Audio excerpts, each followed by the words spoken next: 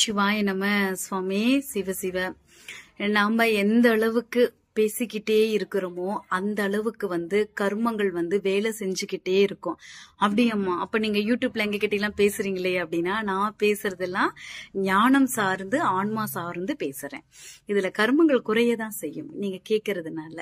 ஆனா பொதுவாவே நம்ம பிறரை பத்தி பேசுறதுனால நம்மள உணராம ஒரு நாளைக்கு 24 மணி நேரத்துல அந்த வாயில வர வார்த்தைகள் எல்லாமே புண்ணியமா இல்லாம சதா பிறரை சார்ந்து நம்ம பேசிக்கிட்டு இருக்கிறதுனால என்ன பலன் அப்படின்னாவே நம்ம நமக்கு கர்மா அதிகரிச்சுட்டே போகும். அதனால கர்மத்தை குறைச்சிக்கணும், மனநிறைவோடு இருக்கணும், நம்ம உணரணும் அப்படின்னாவே நீங்க அதிகமா பேசுறத நிறுத்திட்டாவே போதும். அதுக்காக உங்களை மௌன விரதம் இருங்க, மௌனம் ஆயிருங்கன்னு சொல்ல வரல.